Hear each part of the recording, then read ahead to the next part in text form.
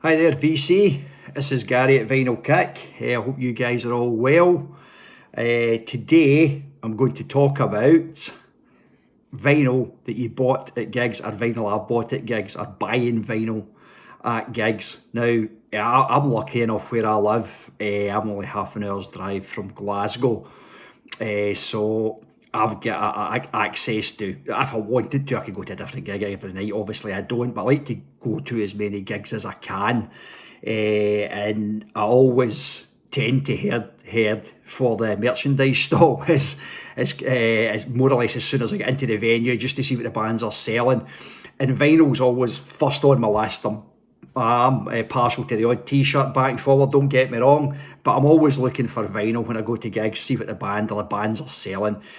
There's good reason for that, because you can sometimes maybe pick up the band's latest release before it's in store or online, or perhaps you can get a piece of vinyl that's been discontinued, it's maybe been sold out, it's maybe been deleted, the record company I've got rid of the tapes, the original, the masters, so it's a deleted copy. The band might have had some kicking about, and they've brought with them on tour. And you know, I've taken advantage of that as well. I've got an example of that. But the best thing is you might pick up a piece of vinyl that has been released by the band, whereby you can only purchase it at the gig. And anytime I get that, I'm delighted with that. And I've got an example of that there as well. So yeah, there's good reason for buying vinyl at gigs, I think. So there is. Anyway, without further ado, we'll crack on and I'll show you. I think I've got 5 or 6 samples here for 5 different bands. Plus, for the last one I'm going to show you, there's a wee caveat, and this is the strangest thing I've ever bought at a gig. I know now at merch stalls you can get all different things like mugs and tea towels and jigsaws, but this was a wee bit different. So maybe in the comments box, if you wish, if you could just put in the strangest thing you've ever bought at a gig relating to the band that you've went to see, or the artist you've went to see. So anyway, we'll crack on. The first one I'm going to show you is from just about a year ago. A gig was at a year ago. And it was up in Glasgow, and it was up at the garage, the attic in the garage bar up in Sauchiehall Street in Glasgow, and it was the band called The Chisel. Now, The Chisel are they're like a typical, they're a new band, relatively new band, but they're a traditional oi band, more in the vein, I would say, of the likes of Blitz or The Oppressed, that type, rather than your Cockney Rejects or Last Resort. They're a wee bit harder edge to them than those bands, so they're more Blitz or The Oppressed, you know, a very guttural, a very strong vocal. The vocal Cal, the singer, really good vocalist, but again, fits the band.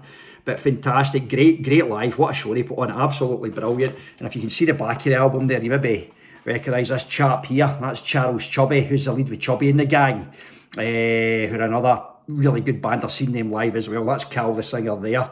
Excellent. In fact, the chap here, I'm not sure his name, but he actually has a record store, online record store. I think he's the guitarist, and he actually has an online record store, which is interesting.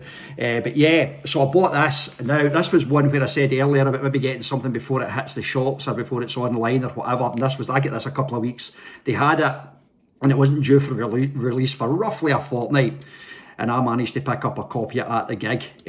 Well worth it. Maybe a couple of quid more than online or in store, but it doesn't matter. You're at the gig, so it's well worth picking it up. This is on Levida. Yeah, it's the La Vida label. I think it's a Spanish label. I'm not sure. I know they were trying to put stuff out themselves, but that's on this label. It's a lovely copy actually. It comes with a poster, which I won't open. Black label. Black vinyl, sorry, and a nice red label, and it's actually a nice vinyl. It plays very well. There's a ticket for anybody that's interested. So it is. And another good thing about going to gigs, you maybe get a wee something extra, a wee Brucey bonus, and that's the actual set list, and that's what the guys played in the night. If you can see that, and the dates here, 22nd to the 3rd, last year 22, and that's the guy's set list. The singer gave me asked him for it, and he gave me it. So that's it. I love stuff like that, sort of memorabilia like that, because that's a one-off from that gig. That's it. There only is one of these, and I love that. The fact that, you know, I've got these guys' set list. They're maybe never going to be the biggest band in the world, but that's a great thing for me. I love that. So I do. So, second one I've got, I said most of my gigs are in Glasgow, 95% of them, half an hour for the house. It's great, that's me parked in the city centre, and I can get to, there's loads of venues in Glasgow, loads and loads, it's great. But there is a couple close, and there's one in Kilmarnock where I live, there's a venue here, but it's, you know, it's, God, I've maybe only been to one gig a year there. And there's another place just in the next town down the road in the coast, there's a venue there, it's called Irvine Harbour Arts Club. And I went to see the Bug Club there, just in January, the middle of January. Went and seen them. Absolutely, they were great as well. The strange thing about Harbour Arts is it's seated, so it's the first gig I've ever been to, apart from for me to see classical music or orchestral music, something like that, where you've had to sit down. So it's the first gig I've ever been to where I've had to sit down and politely clap. But they were very good, the Bug Club, and this was the Launching Moondream 1 EP, 4 songs. And it's an absolute, once I open it, a lovely baby blue vinyl. Inserts, nice bit of artwork, I like that. So that's a crack, I love the colour, that baby blue, really nice, absolute cracking piece of wax as far as I'm concerned. And this is sold out, totally sold out. None of these available, but they had half a dozen of them left that they were selling at the gig, and that's another, there you go. So there's another example of why it is good to buy vinyl at gigs, because you can't get this anywhere. Now, totally sold out, and they had half a dozen of them left, so I picked one up. I think it wasn't dear, it was about £6 or something, which was a great buy. So cracking EP for the Bug Club, great band. If you ever come across them, get their album's fantastic. If you ever come across them, have a listen to them, Spotify or whatever, Bandcamp, whatever, really good, but well worth seeing live. Kind of laid back, lo-fi sound, really good, quite twangy, but incredible band. So yeah, so that was a Harbour Arts in Irvine, little 7-inch, why not? Next one to show you is another 7-inch, and this was Pan Amsterdam. Now this was where last year as well when I went up and seen Pan Amsterdam, and now this single, 7-inch single, is available readily. It's on his website, it's online, you can get it in most of the online shops. But the great thing, again, great thing about going to a gig, I get the man himself to autograph it for me. Yo Gary, keep doing you, Pan Am. Fantastic. Love that, you get something a bit different. You know, again, Pan Amsterdam might never be the biggest artiste in the world, he may never be super famous, but still, I've got his autograph, and I like that. And again, this is exactly the same as the Bug Club, same colour, and it's a lovely colour, I do like that. Just 2 tracks in this one Iggy Pop, the actual single, Mobile, has got, I think it's an intro by Iggy Pop, or a party, it's got Iggy Pop, but again, centres are lovely. So yeah, he does all, Pan Amsterdam does all his own artwork. That's maybe really the best, but some of the stuff he does do is fantastic. If you've seen any of his album covers or his other 7-inch single covers, he does it all himself. His artwork is absolutely phenomenal, and a great artist as well. He was originally a jazz trumpeter, and that comes through in his work. So if you listen again, if you want to have a listen to him, he's excellent to listen to, really good. The next one I've got to show you, this is the last gig I was at, and I've got 2 bits here to show you, for a band called Hotel Lux. Now, I shall carefully try to open this, because this covers the last of the aspects I spoke about a bit regarding purchasing vinyl at gigs, whereas getting something, or getting a piece of vinyl, or purchasing a piece of vinyl at the gig that is only available at the gig. Now this is their album, I bought this at the gig, it was out about a month before they played in Glasgow, but I picked up a copy of the album anyway at the gig. It's a good album, it's a really good album, some really good strong tracks on it. I've got, here's the flyer here, wait a minute and I'll show you. There's a flyer for the band there, Hotel Lux, stage time. There you go, 10 PM curfew, Glasgow midweek, believe it or not. Hotel Lux come on at 9. They come on a wee bit before 9, actually played for just over an hour. The Rolly Mo, the support, they're a local band, Glasgow band. They were really very good, 4-piece guitar band, really good. So yeah, that was that. There you go, that was the 20th of Feb, and that was the last gig I was at just about a month ago at Glasgow, the Hotel Lux. So I picked up this first of all, which was their only album, their first album. It's absolute kick, nice Inside, plenty to it, plenty to look at. It's good that photographs and, you know, there's some bit of blood there saying thank you. Our sincerest thanks. Lovely, and it's a dark, this is a lovely vinyl. It's like a dark blue, but it's got a, you know, a black, what would you call that? Splatter, perhaps? I will go with that. Dark blue, I would say, it's a nice dark blue with a bit of black splattered through it. Nice centres as well. Both sides, clasping hands to go with the name of the album, which I believe is Hands Across the Creek. This is a really good album, in fact. Yeah, Hands Across the Creek. It's a really, really good album. Really enjoy listening to it. Some cracking. The National Team, that's a great song.